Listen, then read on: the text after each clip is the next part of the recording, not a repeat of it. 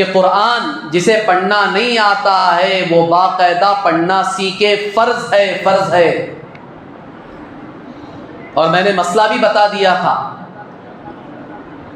کہ انگریزی زبان میں یا اسی طرح کنڑ زبان میں قرآن پڑھنے کو علماء نے ناجائز حرام لکھا، نہیں پڑھ سکتے قرآن۔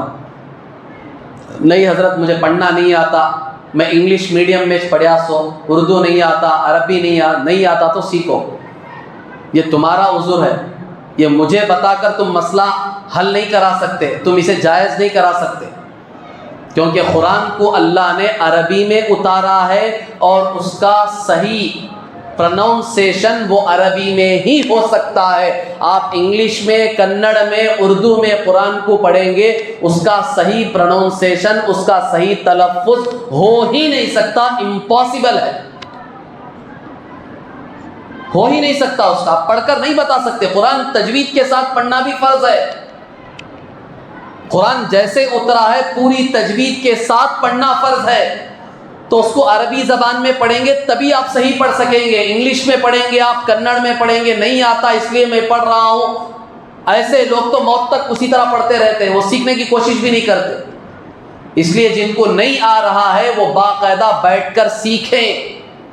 آپ کو وقت ہے، وقت نکالنا چاہیے، یہ ایک ذمہ داری کا کام ہے، بہت بڑی ذمہ داری ہے مسلمانوں پر، ورنہ کل قیامت کے دن یہی قرآن ایک مسلمان کے گلے کا ہار بنے گا، اور یہی قرآن کل قیامت کے دن کسی مسلمان کے گلے میں طوق بنے گا، زنجیر بنے گا۔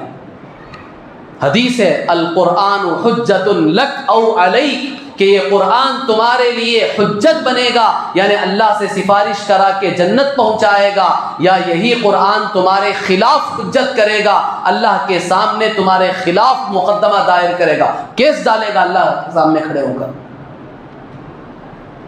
تو یہ ڈرنے کی چیز ہے، یہ عذر پیش کرنے کی چیز نہیں ہے۔ مسلمانوں میں ایک بڑا طبقہ ہے انگلش کا عادی ہو چکا ہے، وہ ان کی مجبوری ہے، ماں باپ نے ان کو عربی نہیں پڑھایا بچپن میں، اردو نہیں سکھایا، عربی زبان قرآن پڑھنا نہیں سکھایا، بچپن سے انگریزی اسکولوں میں پڑھاتے رہے، انگریزی ان کی زبان پر چڑھ چکی ہے، اب عربی پڑھنے نہ ان کے پاس ان کے اعتبار سے وقت نہیں ہے اور ان کو خود شوق بھی نہیں ہے، تو قیامت میں یہ کوئی عذر نہیں ہوگا کہ ہم ماں باپ کے اوپر ڈال دیں گے اللہ ہمارے ماں باپ نے ہمیں عربی نہیں سکھایا تھا اس وجہ سے ہم نہیں پڑھ سکے، یہ نہیں ہوگا۔ اللہ کہیں گے تجھے تو عقل تھی،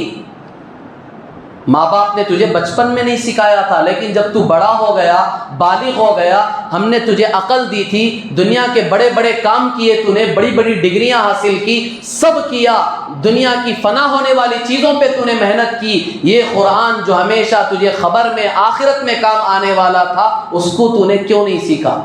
اس پہ پکڑ ہو گیا، ماں باپ پہ نہیں ڈال سکتے۔